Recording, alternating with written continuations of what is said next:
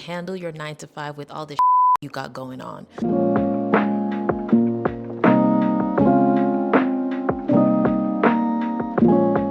Hello lovelies, welcome back to my channel. It's your girl Toby and I'm so excited to share today's video with you. It's a question I get asked about a lot, which is how do you handle your 9 to 5 with all the you got going on? The drink for today's episode is just an iced coffee from my local neighborhood cafe. I did work today, so I needed some caffeine to get myself through the recording of this YouTube video. Okay, now let's really get into today's episode. All right, if you have a 9 to 5 and you're balancing that with other passions, whether it's content creation, running a business, starting a podcast, or raising your family, you know how difficult it is to try and stay on top of it all, right? And there's always this concept of how do I stay on top of it all? How do I do it all? And I'm going to talk about that later on in this episode, whether it is even possible to stay on top of it all and have all these things that you want all at the same time. But there are definitely systems and processes that you can set in place to make it a little bit easier for you. And I'm going to be sharing some of mine today, as well as some mindset shifts that you need to have as well. Let me share a little bit about all the stuff that I have going on so you just have that context when I share some of my systems and processes. So I work a 9 to 5. I have a 9 to 5 job and it is very demanding. I work with clients, so I'm basically on all the time. Other than that, I'm also a content creator. So I'm posting here on YouTube, I post on TikTok, I post on Instagram, I have a podcast, and I have a newsletter. So that's a lot of platforms. I know, it's a lot of platforms. Also, on top of that, I'm also an actor. I'm a newer actor, so I take acting classes. I'm auditioning. I'm doing stuff that I need to do in that field to sort of develop my career there, especially as a beginner. And then I also hold an executive position for my sorority chapter. You guys don't need to tell me this is crazy. I know, just even saying it's like, what is your problem? Why are you doing all these things? And other than that, of course, like I'm gonna be a good friend, call my mom. I'm in a relationship. I need to make sure I'm staying on top of my relationships and my social life. It's a lot. I'll tell you that. I have a big smile on my face as I'm talking to you guys now because I do love creating content, but it is very stressful. I have a lot going on. But what keeps me sane, if being sane, doing all of this is possible, it's really not, is having systems in place that I use. The first thing that I rely on real bad, real bad is my calendar, guys. Sounds like a no-brainer, but I feel like people don't utilize their calendar as much as they can be. I use my calendar every second of the day. I have it color coded. So basically you want to put everything on your calendar, right? Like even if when you work a 9 to 5 and yeah, I know I work a 9 to 5, still put that out on your calendar and block out the time from 9 to 5. I put when I want to go to bed and read. I put like dinner time on there, appointments, my acting classes, everything. I even put like when I need a reminder to do something. So you don't only have to use your calendar when it's time for meetings or appointments. Also use it for reminders, right? So if I want to remember that I need to make a reservation for a restaurant or order flowers for someone, I put it on my calendar. So at that time, when the reminder comes on, I do it in that moment. And it's also really helpful because it means I don't really have to store things in my head, right? I don't need to be like, oh, I need to remember like tomorrow to do this thing. I just immediately I think about it. I just calendar and put a time so that when the reminder comes on, I can remember that I need to do that. Also, I just want to tell you that if you're in a relationship as well and you don't have a shared calendar, game changer, you need to get on one. Me and my partner always used to forget stuff that the other person had going on, and it would be like, wait, I told you that we were going to do this thing on Saturday, but you have a cousin's birthday. And it's like, you know what I mean? Like the shared calendar is a game changer. We put everything on there, our flights, important meetings, important social things. So that way, before we even agree or commit each other to things, we can look at the calendar and just reference that and know what's going on. So you can use the calendar for all aspects of your life. And then especially when you're working a 9 to 5 and balancing that with your other passions, you want to make sure that you're leaving enough time to work on those other passions. So if you want to set aside 2 hours for filming before you start the workday or after the workday, or you need to remember that you want to edit, put everything out on your calendar. It also helps you be realistic about how much time you actually have. When you start listing things out on a calendar, for me, I'll be like, well, after work, I can do this, I can do that. And when you look at your calendar, it's like, I realistically, after I get off work, commute back home, make dinner, do laundry, I really only have 2 hours before I need to go back to bed. So it really helps you visualize how much time you really have. So if you're not using your calendar, guys, that's that's, if you were to take one thing from this video, use your calendar, color code, use your calendar. Quick plug before we go into the rest of the systems and processes I use. If you're not subscribed already, you definitely want to check out my Study Making It newsletter. I share life learnings, personal stories, tips, advice directly into your inbox because these algorithms be algorithm. So this is a great way for me to talk to you directly and share personal things that I don't really share on platforms. So definitely subscribe if you want more advice and tips and you want to hear from me. All right, let's get back into the video. So when you're a busy girl and you also work a corporate job, you need to plan out your vacations at the start of the year. You need to know how much PTO do I have? Like how many days am I going to use for this? How many days am I going to use for that? Especially when it's wedding season and you have all these destination weddings to go to, you don't want to run out of PTO and not even realize. So it's a great way to keep you on track and know how much time you actually have to use to vacation and how you want to plan it out. And I use Notion to just organize that. It doesn't need to be anything super fancy. It can be very straightforward. Basically, and out at the start of the year, I just put different dates down here. And then I also put the cities, I put the status. Have I booked the flight? Have I booked the hotel? What is the purpose of the trip? Literally, guys, just a list, basically listing out everything that you think is going to happen that year. Even if it's not confirmed, just list it out so you know what your year is looking like. And that way you can make sure, do I have the coins for all of these trips or do I need to like take out one or two? But basically, you just list out everything on Notion. And that's how I sort of plan my year and what trips I'm going to take. And then when it comes time to actually planning the trip, that is a whole Google spreadsheet that I use. And I'll show you guys what that looks like as well. But basically, when I went to Japan a couple months ago, that was a monster trip to plan. If you've ever gone to Japan, you know what it's like to plan that sort of a vacation. So I used a Google Sheet and I'll show you guys what it quickly looks like. So on the first page, you just have like travel logistics, like the cities I was going to, the dates, I linked to the hotel. I put what websites I booked on. Does it include breakfast? Just your general sort of hotel information. And then the second sheet, I just have like basic reminders and things of things like don't forget an umbrella and things like that. And then itinerary suggestions. This is where you just want to dump all your itinerary suggestions, like things you hear people say, things you see on TikTok, things you see online, just like write them down and dump them in there so that when you start to build out the full itinerary, you know where you're pulling from. This is another way just to keep yourself organized. It makes me, so when I went on the trip, that was just a weight off my shoulders because I had an itinerary that I could just pull everything from and we knew exactly what we were doing. We planned it down to a T, so we had all the information on there. You don't always stick to the itinerary, but again, I just feel like when you want to travel as a busy girl, you just need to have all the planning done beforehand and organized in a very easy to use manner. Another system that people love to ask me about is how I plan out my content. I mentioned all the platforms that I post content on, and people ask like, how do you stay organized? Like, how do you know what you're posting on each thing?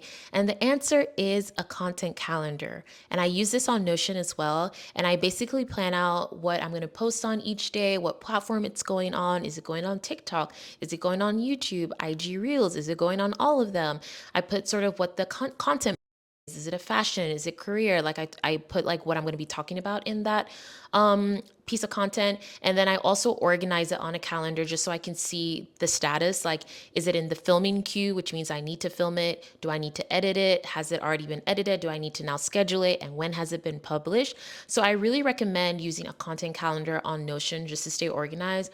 A lot of times I don't follow it to a T. So like I'll put like, I want to post something on a Tuesday, but maybe on that Tuesday I had another idea of something else to post or something else came up and then I'll just post that. So you're by no means held to exactly what you put on the content calendar, but I think it just really helps again for you to be organized, especially when you work a 9 to 5. A lot of times on my way into the office while I'm commuting on the train, I can just easily look at the like, oh, I'm supposed to post this today. I already have it queued up and I can just publish and post. Another feature that you can use that I believe is available on Instagram and of course YouTube is scheduling your post. So a lot of times when you've already filmed, you've edited, you've done everything, you can just schedule it. So you don't even need to remember that you need to post it. Because a lot of times that can be something of itself when it's like, oh, I need to remember at 1 o'clock, I want to do that post. And then you're in meetings at work and you just forget about it. So definitely utilize the schedule feature when possible on different platforms. But if you're not using a content calendar, I definitely recommend it. It's a game changer. You don't even need to be posting on as many platforms as I do in order to use a content calendar. If you're only posting on one platform, which Kudos to you, by the way. That's actually a great idea.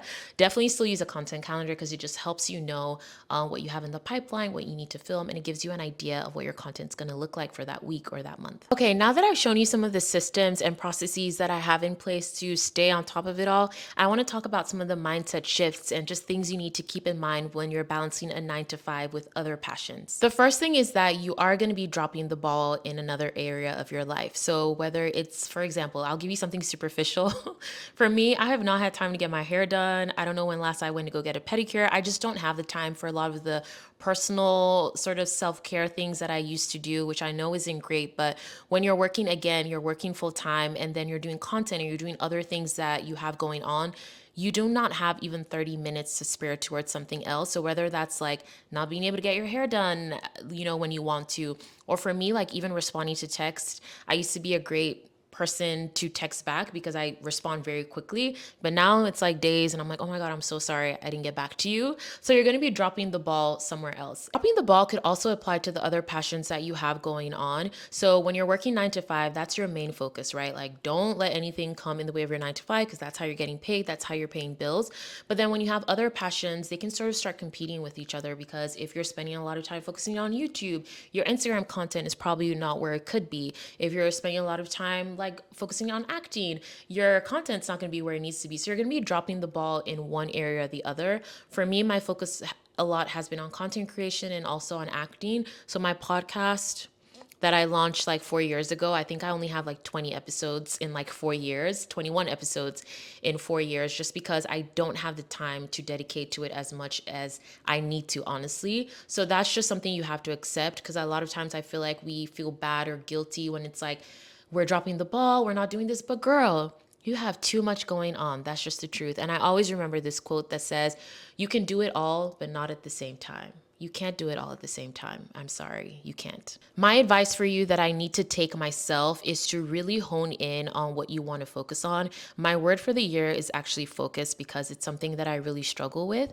So I really recommend if you're a content creator, for example, just pick one platform that you're focused on and maybe the other platforms, not saying you need to neglect them, but maybe you post like not as frequently or you just repost content from the other main platform onto those platforms. So figure out things to make it work for you. Like if you're working on your business, can you drop something else? Like either you're not traveling as much or you're not doing this hobby that you like as much. You just need to find, it's really give or take. And you do need to make sacrifices and figure out what you can let go of in order to focus on this thing that you really want to grow. Real quick, let's talk about sacrifice because I think a lot of people talk about discipline and not enough people talk about sacrifice when it comes to pursuing your goals.